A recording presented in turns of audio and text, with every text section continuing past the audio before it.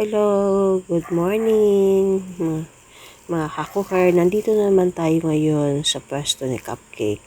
Syempre, ambos na naman tayo dito sa kung ano mga niluluto niya. Pero ayan, nag-marinate siya ng beef. Gagawing ata niyang beef steak yan. So, na-marinate niya sa vinegar, garlic, black pepper, salt, and black soy sauce. So, ni-marinate niya yan. Then, ayan, sinutin niya sa oil directly. Ayan, kasi syempre may bawang na yan. So, dinirect na niya, nilagay sa kawali.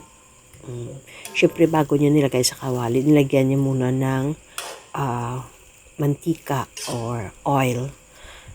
Syempre, isa lang yung kamay niya, mahirap talaga nag-video habang nagluluto. So, kaya hindi natin nakita. Ayan. So, nalagyan niya ng tubig. Syempre, sa kakasabi ko lang, mahirap yung isang kamay nag-video habang nagluluto. So, nalagyan niya ng tubig at saka na-boil na niya yung meat. Then, ayan. So, tender na yung meat. Nilagay niya rin yung mga sibuyas, onion, and spring onions. Thank you for watching.